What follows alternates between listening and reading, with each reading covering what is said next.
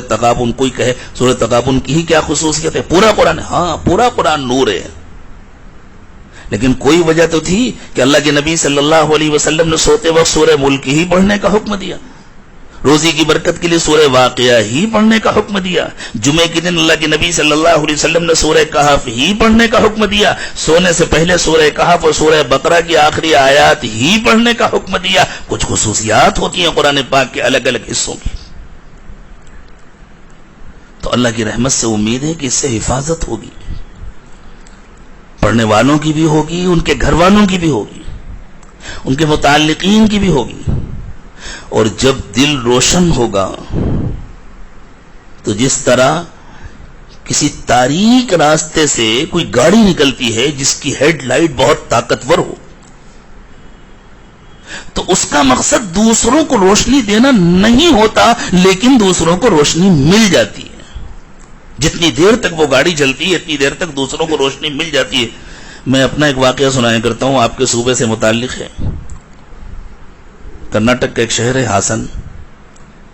ایک زمانے میں میرے 2 رمضان وہاں گزرے تھے. ابتدائی دور تھا، طالب علم کا زمانہ تازہ ختم ہوا تھا، جوانی کی امنگیں تھیں. تو کہنے کو تو ہم وہاں مرکز کی مسجد میں تراویح سناتے تھے، لیکن اللہ کے فضل سے، اللہ کے توفیق سے وہاں کے بعض ساتھیوں کے ساتھ مل کر کے پورے علاقے کے دورے کرتے تھے، صرف شہر کے نہیں، قرب و جوار کے عاجز بستی میں اور جاتے تھے. اور ماحول ایسا تھا کہ ان کو جوڑتے تھے درس قرآن کے عنوان سے، اس عنوان سے سب جڑ جاتے تھے قرآن کے حوالے سے، اور پھر جب قریب آ جاتے تھے تو کدھر لے جانا ہے ادھر لے جاتے تھے. حسن میں آج جتنے دعوت کے پرانے ساتھی ہیں ان میں سے اکثر جب ملاقات ہوتی ہے تو کہتے ہیں کہ ہم اسی زمانے کے درس قرآن کے جڑے ہوئے لوگ ہیں. تو ایک دن ایسا ہوا کہ قریب کی ایک بستی میں جانا تھا. عموماً ایسا ہوتا تھا کہ جاتے تھے، ظہر میں مجلس کرتے تھے اور عصر تک واپس آ جاتے تھے، یا مغرب سے پہلے واپس آ جاتے تھے، افطار آ کر کرتے تھے. ایک دوست کی موٹر سائیکل تھی، اندازہ نہیں تھا کہ اس کی لائٹ خراب ہے. لے کے چلے گئے دوپہر میں، مجلس ہو گئی، ملاقاتیں ہو گئی. اب جب ہم واپس آنے لگے تو ان لوگوں نے بہت اصرار کیا کہ نہیں حضرت رک جائیے، آج تو افطار کر کے جائیے. اب ہمیں تراویح بھی پڑھانی تھی، پہنچنا بھی تھی. خیال ہوا چلو آدھے گھنٹے کا راستہ ہے، مغرب پڑھ کے فوراً چلے جائیں گے. اب صاحب مغرب پڑھ کے جو گاڑی اسٹارٹ کیا تو معلوم ہوا وہ تو اندھی ہے اور اندھیری رات تھی، چاندنی بھی نہیں تھی. اب چلیں کیسے؟ تو جو دوست ساتھ میں تھے، اللہ تعالیٰ ان کی مغفرت فرمائے، بڑے پیارے ساتھی تھے، بہت ساتھ دیتے تھے.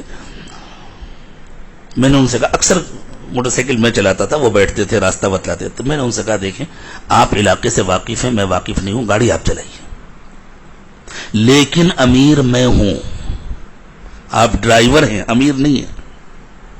جو میں کہوں وہی کرنا ہے آپ کو. انہوں نے کہا ٹھیک ہے. میں نے گاڑی چلائیے، روڈ کے بیچ میں چلیے، نہ دائیں طرف نہ بائیں طرف.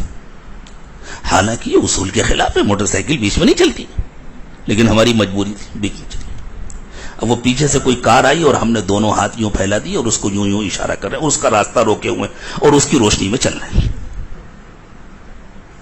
تھوڑی دیر اس کی روشنی میں چلتے رہے. جب اندازہ ہوا اس کے پیچھے بھی کوئی گاڑی آ رہی ہے تو ان سے کہا بھائی ذرا سائڈ دے دو. اس کو سائڈ دے دیا، پیچھے والے کو روک لیا، پھر اس کو سائڈ دے دیا، پیچھے والے کو روک لیا. پورا سفر ہم نے روشنی میں طے کر لیا الحمدللہ، اور وقت پر پہنچ گئے جبکہ ہماری گاڑی میں روشنی نہیں تھی. تو دیکھیں وہ جو گاڑی والے آ رہے تھے وہ ہمارے لیے روشنی لے کر نہیں آ رہے تھے، اپنے لیے آ رہے تھے، لیکن ہمارا بھی فائدہ ہوا نا. جب کسی کا دل روشن ہو جاتا ہے تو پورے محلے کا فائدہ ہوتا ہے، پوری بستی کا فائدہ ہوتا ہے. اور جب بہت سارے دل روشن ہو جاتے ہیں، چند مہینے پہلے کی بات ہے، میں برطانیہ میں تھا، وہاں ایک دوست کہنے لگے کہ ایک مرتبہ یہاں حضرت مولانا سید ابو الحسن علی ندوی رحمۃ اللہ علیہ تشریف لائے تھے، اور انہوں نے فرمایا، یہ جو صاحب بیان کر رہے تھے وہ خود ایک بڑے بزرگ کے مجاز اور خلیفہ ہیں. وہ کہنے لگے کہ حضرت مولانا ابو الحسن علی ندوی رحمۃ اللہ علیہ نے ارشاد فرمایا کہ بھائی یہاں کی ظلمتوں کو چاک کرنے کے لیے تو خواجہ اجمیری کے دل جیسا کسی کا دل ہونا چاہیے، اتنا طاقتور، اتنی مضبوط نسبت کی ضرورت ہے. بہت بڑی بات تھی اور بہت بڑے کی طرف منسوب تھی. بڑوں کی باتیں بڑی ہوتی ہیں. لیکن تھوڑی دیر کے بعد میں نے ان سے کہا کہ مولانا ایک بات میرے دل میں بھی اللہ نے ڈالی کہ وہ کہاں سے لائیں ہم خواجہ معین الدین چشتی اجمیری جیسا انسان اور اتنا طاقتور دل اور اتنی مضبوط نسبت. لیکن اس زمانے میں یہ دور جو ہے یہ ایل ای ڈی کا دور ہے.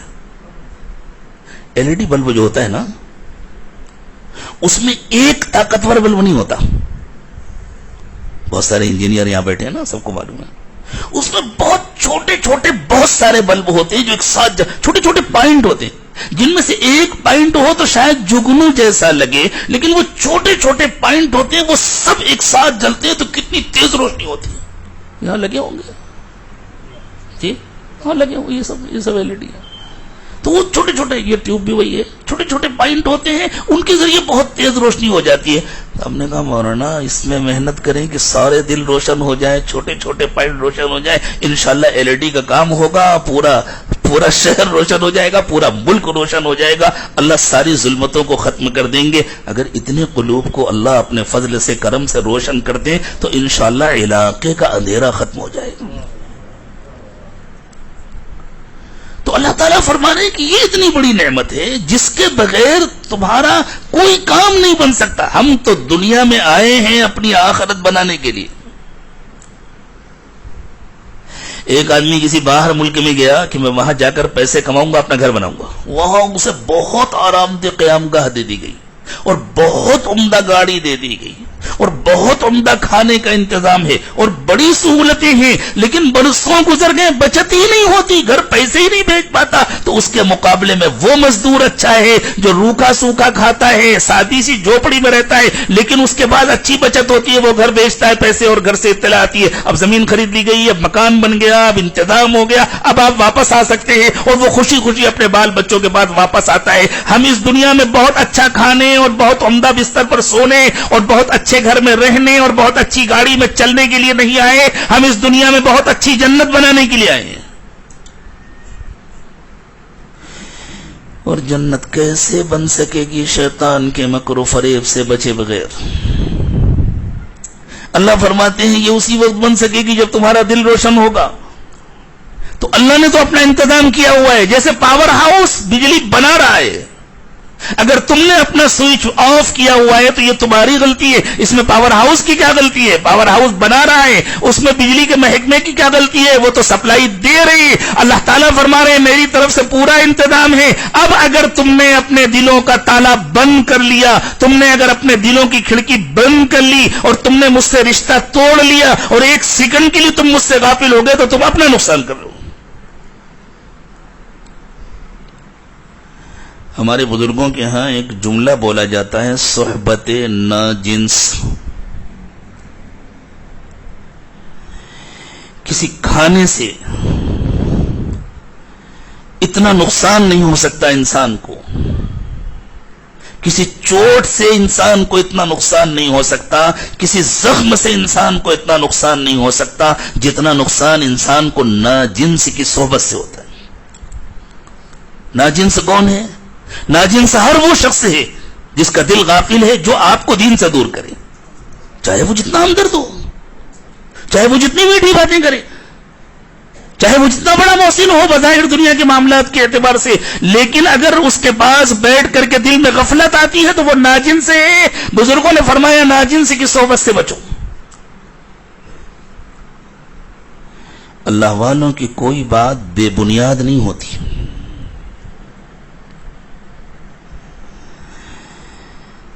اس عاجز کو اللہ تعالیٰ نے اپنی کتاب کا ایک حقیر سا طالب علم بنایا ہے, اس لیے تحدیث نعمت کے طور پر عرض کر رہا ہے کہ اکثر بزرگوں کی وہ باتیں جن کو لوگ بے بنیاد سمجھتے ہیں, یہ ٹھیک ہے انہوں نے اپنے تجربے کی بنیاد پر ایک بات کہہ دی ہے, اچھی بات ہے, لیکن اس کا کتاب و سنت سے کوئی تعلق نہیں.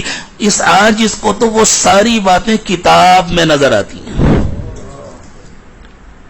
اسی لیے وقتاً فوقتاً وہ آیات پڑھ کر کے اشارے کرتا رہتا. دیکھو یہاں ہے وہ بات جو بزرگوں نے. ناجنس کی صحبت کتنی خطرناک ہوتی ہے. اور کس کی صحبت اختیار کرنی چاہیے، کس سے دوستی کرنا چاہیے، کس پر اعتماد کرنا چاہیے، کس سے مشورے لینا چاہیے، کس کو اپنا معاون و مددگار بنانا چاہیے، اور کس کی طرف نظر اٹھا کر بھی نہ دیکھنا چاہیے، اللہ تعالیٰ نے اپنے نبی صلی اللہ علیہ وسلم سے فرمایا۔ آپ سوچئے، کیا حضور اکرم صلی اللہ علیہ وسلم کے قلب اطہر پر بھی کسی کا اثر ہو سکتا تھا؟ لیکن اللہ تعالیٰ نے اپنے نبی صلی اللہ علیہ وسلم سے جو کچھ بھی فرمایا ہے وہ حضور کے واسطے سے قیامت تک ایمان والوں سے فرمایا، اور ایمان والوں کے لیے جو کوئی بہت اہم حکم ہوتا تھا اس کا مخاطب اللہ تعالیٰ نبی صلی اللہ علیہ وسلم کو بناتے تھے، تاکہ ایمان والوں کو یہ احساس ہو یہ حکم اتنا اہم ہے کہ حضور